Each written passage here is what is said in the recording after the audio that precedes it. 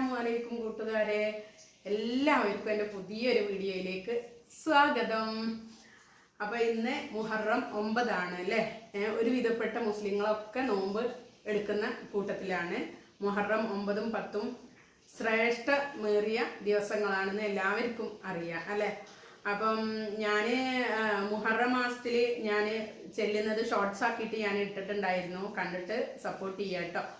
എനിക്കത് നല്ല ഉപകാരപ്പെട്ടൊരു ദിക്റാണ്. ഇന്നല്ലാഹ വമലായികത്തുഹു യുസല്ലൂന അലൻ നബി യാ അയ്യുഹല്ലദീന ആമനൂ സല്ലു അലൈഹി വസല്ലിമു തസ്ലീമാ എന്നുള്ള ദിക്റാണ് ഞാൻ അധികം ചൊല്ലിയിട്ട് നമ്മുടെ ഹലാലായ ആവശ്യങ്ങൾ അള്ളാഹുവിനോട് മുൻനിർത്തി ചോദിക്കല് കേട്ടോ.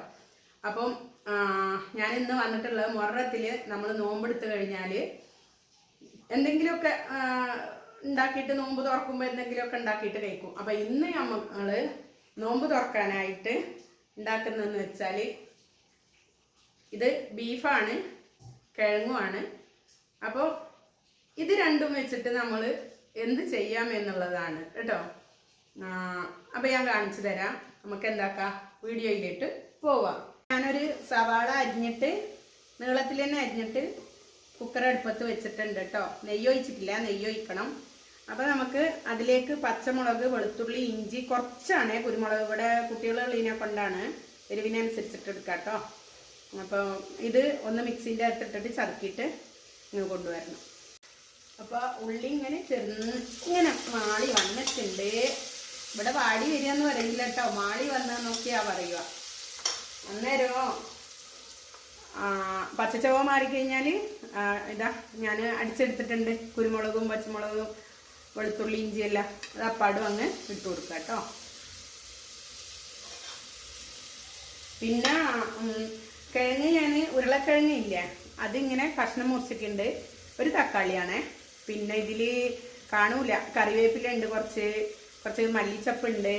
അപ്പോൾ ഇതെല്ലാം കൂടി ഇതൊന്ന് ഇളക്കി കൊടുത്തതിന് ശേഷം എന്താക്കുക, ഇതിട്ട് കൊടുക്കുക കേട്ടോ.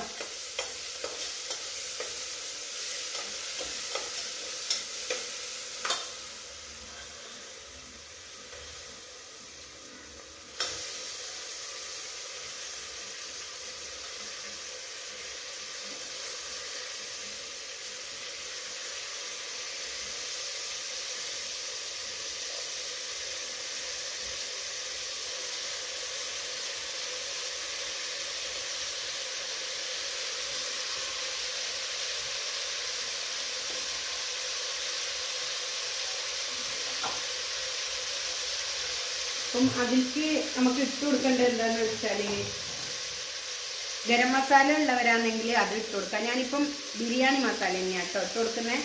ഗരം മസാലനെക്കാട്ടിലും ബിരിയാണി മസാല ആയിരിക്കും കുറച്ചും കൂടി ബെറ്റർ.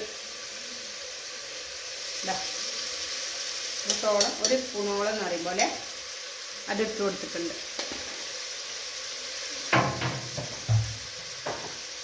ഒരു പിഞ്ച്, ഒരു പേരിന് മാത്രം എന്താക്കുക, ഇത്ര മഞ്ഞൾ, ഒരു പിഞ്ച് മഞ്ഞളും ഇട്ട് കൊടുക്കുക കേട്ടോ.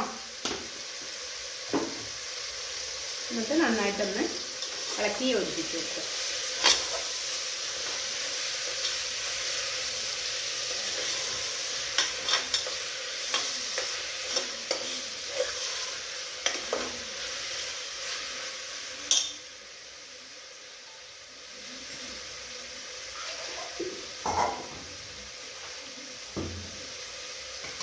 പാകത്തിന് വെള്ളം ഒഴിച്ച് കൊടുക്കുക.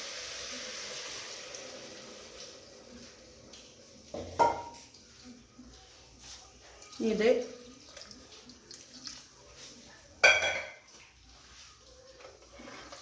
ഒരു 4 വിസിലിന് വേവിക്കാൻ വെക്കുക. 4-5 വിസിൽ വേണം, ബീഫല്ലേ. അപ്പോൾ അത് വെന്ത് വരട്ടെ. ബാക്കിയുള്ളത് അത് വെന്ത് കഴിഞ്ഞതിന് ശേഷം ഞാൻ കാണിച്ചു തരാം കേട്ടോ. അപ്പോൾ നമ്മുടെ കറിയിലേക്ക് ആവശ്യമായിട്ടുള്ള തേങ്ങയാണിത്. ഇത് നന്നായിട്ട് പേസ്റ്റ് രൂപത്തിലാക്കിയിട്ട് വേറെ ഒന്നും ചേർത്തേണ്ടിയില്ല. അടിച്ചെടുത്തിട്ട് ഷടേന്ന് പറഞ്ഞിട്ടിങ്ങ് വരുന്നു കേട്ടോ. നോക്കിയാ ഞാൻ മൂടിയെല്ലാം തുറന്നിട്ട് വന്ന് നോക്കുമ്പോൾ എൻ്റെ പൊന്നോ നല്ല സ്മെല്ല് കേട്ടോ. നോക്കിയാ വെള്ളമെല്ലാം ചെറുങ്ങനെ വറ്റി വന്നിട്ടുണ്ട്. ബീഫെല്ലാം വെന്തിക്കുണ്ട്, വെന്തിന്.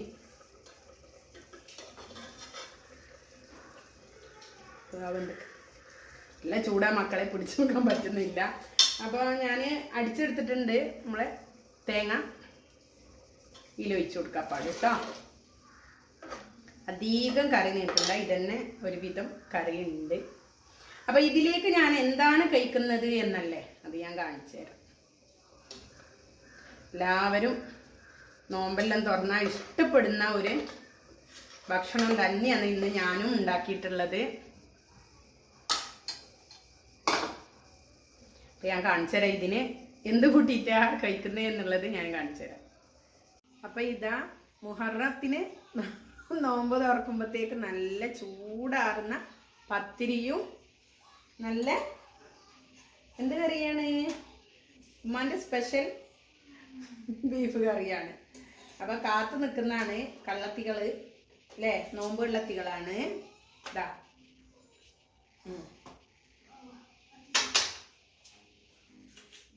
നല്ല അടിപൊളി ടേസ്റ്റാണ് മക്കളെ. എല്ലാവരും ഇതേപോലെ ഉണ്ടാക്കി നോക്ക്. അറിയാത്തവർക്ക് വേണ്ടിയിട്ടാണെന്ന് ഞാൻ പ്രത്യേകം എടുത്ത് പറയേണ്ടിയില്ലല്ലോ.